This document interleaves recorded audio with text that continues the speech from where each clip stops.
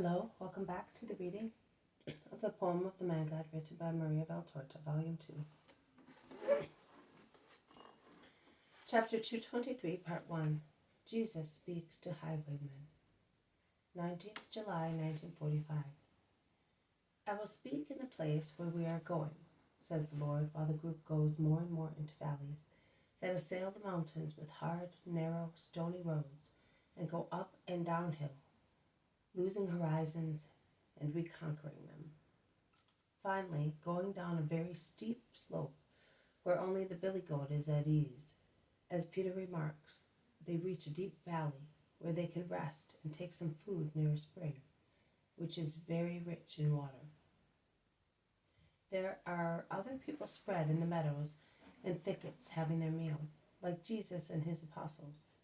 It must be a well-known resting place, preferred by travelers, since it is sheltered from winds, and there are soft meadows and plenty water.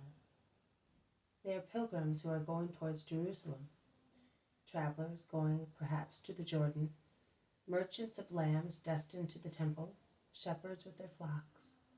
Some are traveling on horseback, most of them on foot. There is also a nuptial caravan in festive array, which has just arrived. Gold jewels shine through the veil covering the bride, a little older than a girl, in the company of two matron-like women sparkling with bracelets and necklaces, and of a man, perhaps the matchmaker, besides two servants.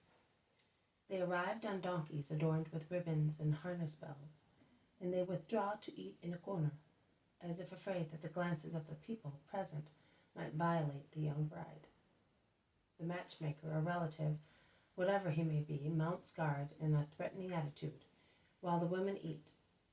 The curiosity of the other people is greatly roused, and in fact, with the excuse of asking for some salt or a knife, or a drop of vinegar, there is always someone going here or there, to find out whether anyone knows who the bride is, where she is going, and many other nice things of the kind.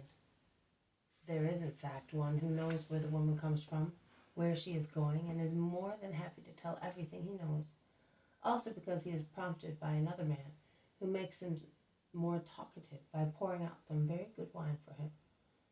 In a few moments, also, the most secret details of two families are disclosed, with information on the trousseau which the bride is taking in the cases which are there, and on the wealth that is awaiting her in her husband's house, and so on. They thus learn that the bride is the daughter of a rich merchant in Joppa, and is getting married to the son of a rich merchant in Jerusalem, and that the bridegroom has preceded her to adorn the nuptial house for her impending arrival, and that the man who is accompanying her is a friend of the groom, and also the son of a merchant, of Abraham, who deals in diamonds and gems, whereas the bridegroom is a gold beater, and the bride's father is a merchant dealing in woolen and cotton cloths, carpets, and curtains. Cloths, carpets, curtains. As the chatterbox is close to the apostolic group, Thomas hears him and asks, "Is the bridegroom perhaps Nathanael of Levi?" "Yes, he is. Do you know him?"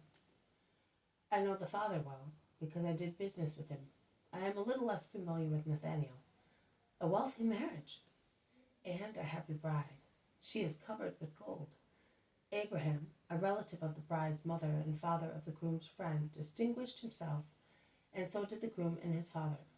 They say that the contents of those cases are worth many gold talents." "Good Lord!" exclaims Peter, and he whistles a tune. He then says, "I am going to have a close look to see whether the main goods correspond to the rest," and he stands up, together with Thomas, and they both go for a short walk round the nuptial group. They watch the three women carefully, 3 heaps of cloth and veils, from which jeweled hands and wrists emerge, and through which they can see ears and necks sparkling with jewels. They also watch the boastful matchmaker, who swaggers so much as if he had to repel corsairs attacking the little virgin. He looks daggers also at the 2 apostles. But Thomas begs him to greet Nathanael of Levi on behalf of Thomas, called Didymus, and thus peace is made. So much so that while he is speaking, the bride manages to be admired, as she gets up in such a way that her mantle and veil fall off, and she appears in all the gracefulness of her body in clothes showing her wealth worthy of an idol. She must be 15 years old at most, and her eyes are very alert. She moves about mincingly, notwithstanding the two matrons' disapproval of her affected ways. She unpins her plaits and then fastens them again by means of precious hairpins. She tightens her belt, which is studded with gems. She unlaces, takes off, and puts on again her shoe-styled sandals, fastening them with gold buckles. And at the same time she displays her beautiful dark hair, her lovely hands and soft arms, a slender waist, well-shaped breast and hips, her perfect feet, and all her jewels which tinkle and glitter in the twilight or in the light of the flames of the first bonfires. Peter and Thomas go back. Thomas says, "She is a beautiful girl." "She is a perfect coquette." "It may be, but your friend Nathaniel will soon find out that there is someone who keeps his bed warm for him, while he warms gold to beat it.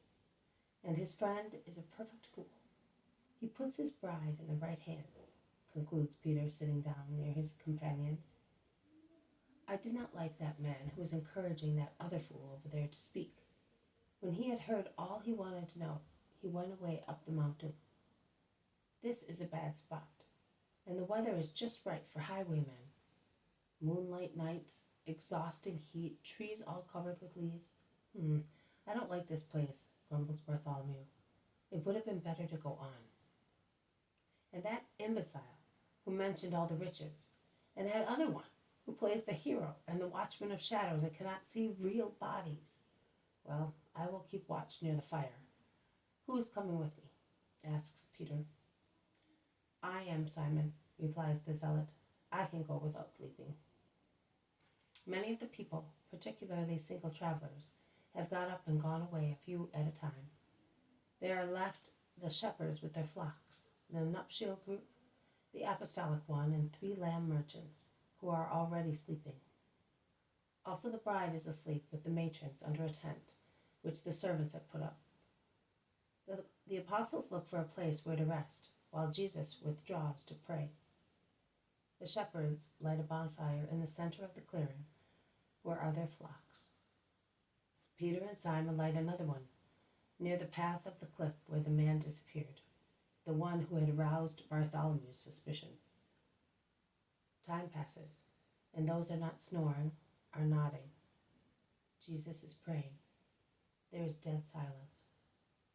Also the spring, shining in the moonlight, seems to be silent. The moon is now high in the sky, and the clearing is brightly lit up, whereas the edges are shadowed by thick foliage. A big sheepdog snarls.